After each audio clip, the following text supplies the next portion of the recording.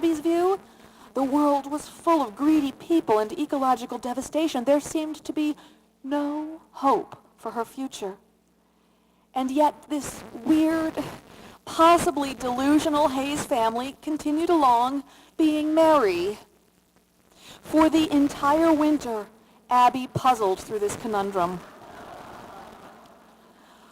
With good reason, she carried the weight of the world on her shoulders, and we certainly felt the tension.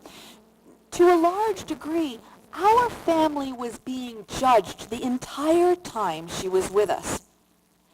At the end of her stay, she went on to another farm, and as she prepared to leave, she spoke little of her plans, and in fact, she grew angry if we tried to talk to her about her future. When she came down the stairs carrying her duffel bag on the day of her departure, she did offer her verdict for Sapbush Hollow Farm. We were not living in a fantasy world.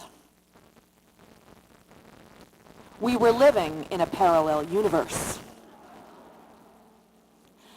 I was initially annoyed by such a judgment. Was that to say that our lives were so different, our rules of existence so anathema to the rest of the culture that they were irrelevant? Our family has focused on ecological sustainability, the humane treatment of animals, and a deep commitment to each other and our surrounding friends and community. And this is the path by which we have been able to survive and thrive. How could this be a parallel universe and not the way of the world? But the more I thought about it, the more I realized she was right. We do live in a parallel universe, as do most of you in this room. Let's consider how this works by comparing the mainstream consumer culture to the parallel universe. First of all, there are no real cows in mainstream America. Members of the consumer culture see wrapped meats and other foods in the grocery store, and they are not asked to consider the whole that went into their production. By virtue of the conventional food system, they are allowed to think of food in separate parts. A pork chop is just a pork chop. A hamburger is just a hamburger. A steak is just that. A carrot is something from a bag. The focus is on the myth that life and growth can continue indefinitely. By thinking of a steak as only a steak and not a piece of a formally walking animal, conventional Americans are permitted to divorce themselves from the notion that death and life are inextricably linked, that they are forever in service to each other.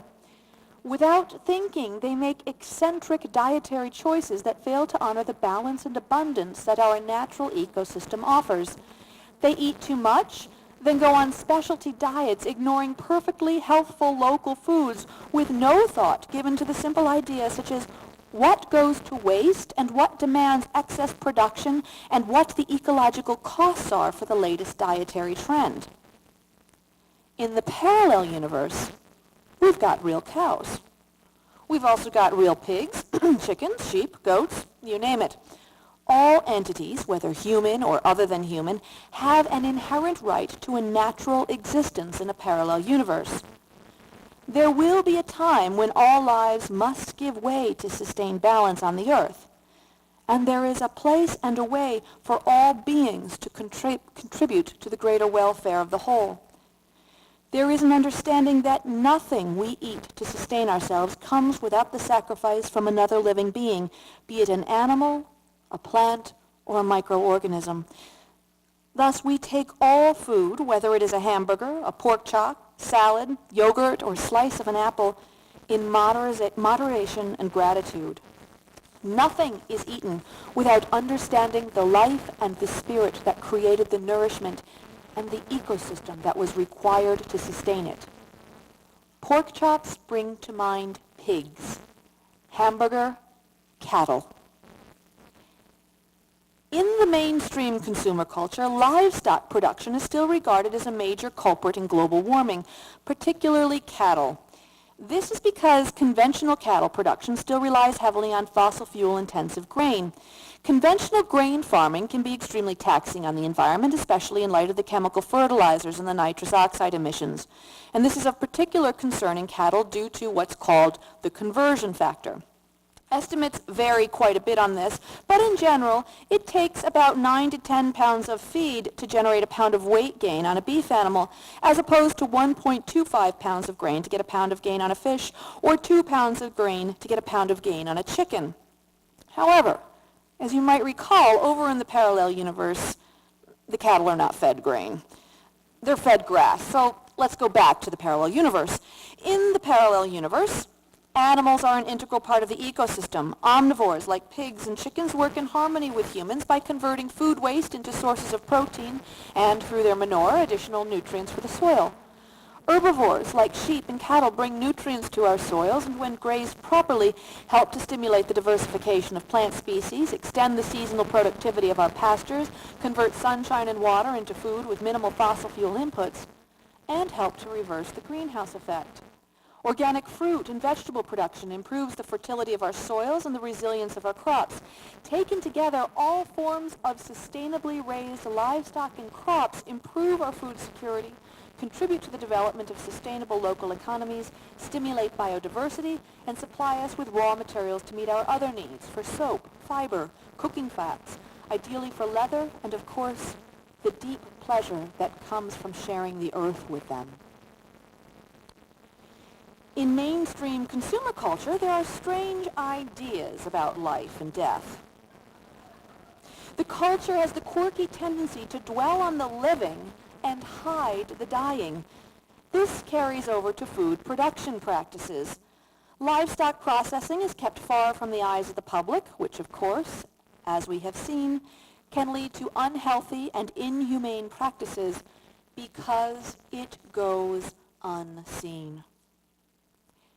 In the parallel universe, all ages are integrated. To the extent possible, young and old live together, as do the sick and the healthy. We nurture the newborn livestock, and we process the ones that are ready for market. We harvest one crop, we plant seeds for another. In mainstream consumer culture, wealth is generated through the extraction of resources. The successful are those who manage to grab first whatever is left, and no thought is given to renewal, and thus the perpetual fear is scarcity. In the parallel universe, wealth is generated through the renewal of resources. With love and care, there will be constant regrowth, and as a result, there is plenty. To echo your conference, there is room at the table. In mainstream consumer culture, only those who have accumulated the most dollars are deserving. Your worth in society can be directly measured by your annual income. And ironically, very often, the less useful work that you do, such as finance executives in need of extreme annual bonuses, the more dollars you're rewarded. Those who create the food, care for children, the infirm, and the poor, fabricate our goods, and keep our machines and tools in repair are worth the least amount of money. In the parallel universe, all are deserving. It matters not how much money you make, how famous you are, how prestigious your career is. You are entitled to good food and a peaceful home. You are also entitled to dignified compensation for your labors, whether you grow food, clean the floors, produce a craft, or heal the sick. In mainstream consumer culture, money is the only means for taking care of ourselves. In order to eat, one must have money. In order to have shelter, it would be shameful to share a roof with extended family or friends. One must buy one's own roof. In order to be mobile, one must buy a car. In order to be educated, one must pay for a college degree. In the parallel universe, money is a limited tool for caring for ourselves. It has some worth, but is a mere fraction of an entire portfolio of resources. These might include family, friends, community, and real skills, such as the ability to cook, create things, or grow food. That is why so many of us who are farmers are able to live well on only a fraction of the income that banking executives require. Also, incidentally, that was the secret to success of so many of the radical homemakers that I interviewed across the country. They simply replaced the need for money with basic skills. But back to the mainstream consumer culture. In mainstream consumer culture, health is yet another product to be bought, sold, and arbitrated in an insurance industry. In the parallel universe, health is a way of life, an entitlement for all to be gained by virtue of living a pleasurable life through the enjoyment of clean water, clean air, wholesome food, nutrient-rich soils, and in the company of loving and caring people. In mainstream consumer culture, joy and pleasure is yet another commodity to be bought and sold on the open market. Entertainment is provided by corporations who pick the stars and tell us who are the best singers, the best actors, the best storytellers. In the parallel universe, we make our joy and pleasure, and we find it in everyone and everything around us. In mainstream consumer culture, the honorable path is fierce independence. We should earn enough money so that we rely on no one, and as a return of favor, no one should rely on us.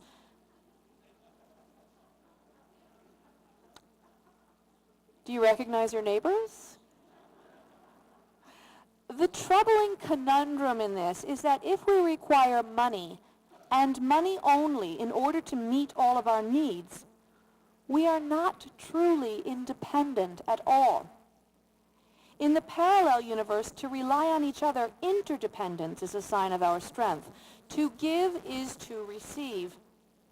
And finally, in the mainstream culture, the future is decided by keypad-punching experts living far from our everyday lives with earnest intentions centered around the belief that the survival of corporate America and industrial food production and a cheap food policy is the only way our country can continue. In the parallel universe, we've discovered that we have the power to teach ourselves, to create a new and better world through perpetual learning, experimenting, exploring, and sharing. The future is in the hands of every citizen. Thus, despite my initial disgruntlement over her judgment, I must concur that Abby the intern was right. My family and I, and many of you here this morning, are living in a parallel universe. Despite occasional news stories making hopeful claims that the American consumer economy is turning around, I don't think that it is. And even if it did, there is still climate change and dwindling fossil fuel reserves to reckon with. I think that we are headed toward a future in this country that has been unimaginable since the dawn of the Industrial Revolution. And if the majority of Americans continue to live in the mainstream cultural paradigm as I've just outlined, then the future is truly bleak. America needs to move into the parallel universe.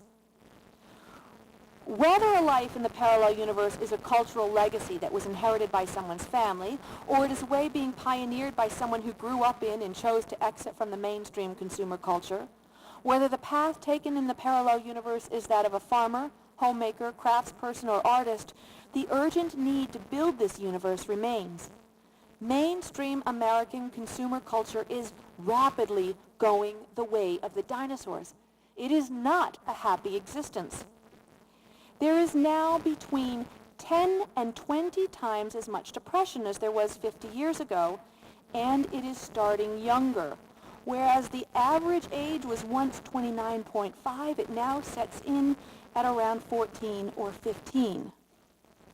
Mood disorders affect about 10% of our population in any given year.